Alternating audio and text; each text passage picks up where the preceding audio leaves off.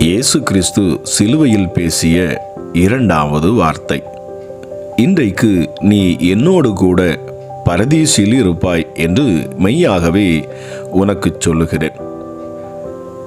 இயேசு கிறிஸ்துவின் வலது பக்கத்தில் சிலுவையில் தொங்கிக் கொண்டிருந்த ஒரு கள்ளன், பிதாவே இவர்களுக்கு மன்னியும், தாங்கள் செய்கிறது இன்னதென்று அறியாதிருக்கிறார்களே என்று சொன்ன வார்த்தையை அவன் கேட்டான். அவனுடைய வாழ்க்கையில் மெய்யான இயேசுவின் மன்னிக்கும் அன்பு அவனை தொட்டது.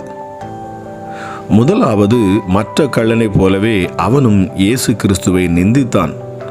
ஆனால் இயேசு கிறிஸ்துவின் மன்னிக்கும் வார்த்தையை கேட்ட பொழுது அவனுடைய கண்கள் திறக்கப்படுகிறது.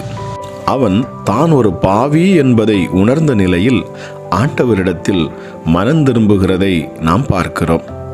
லூக்கா 23:42 இயேசுவை நோக்கி, ஆண்டவரே, நீர் உம்முடைய ராஜ்யத்தில் வரும்போது அடியேனை நினைத்தருளும் என்றான். நாமோ நியாயப்படி தண்டிக்கப்படுகிறோம் என்று அவன் சொன்ன வார்த்தை அவன் தன் பாவத்தை ஒப்புக்கொள்ளுகிறதை காண்பிக்கிறது. இயேசுவினிடத்தில் அவன் தன்னை தாழ்த்துகிறதை பார்க்கிறோம்.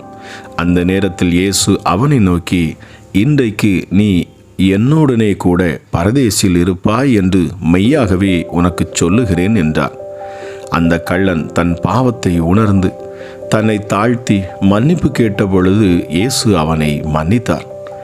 நாம் இந்த கள்ளனை போல நம்மை தாழ்த்தி இயேசுவினிடத்தில் மன்னிப்பு கேட்கும் பொழுது மாத்திரமே அவருடைய மன்னிப்பை பெற்று பரலோக ராஜ்யத்திற்கு செல்ல முடியும்.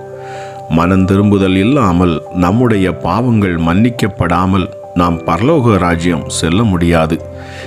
கிறிஸ்தவ தன் பாவத்தை உணர்கிற தன்மை காணப்படும். அவன் பாவம் செய்யும் பொழுது அவனுக்குள் இருக்கும் பரிசுத்த ஆவியானவர் அவனுடைய பாவத்தை உணர்த்தி மன்னிப்புக்குள் வழி நடத்துவார்.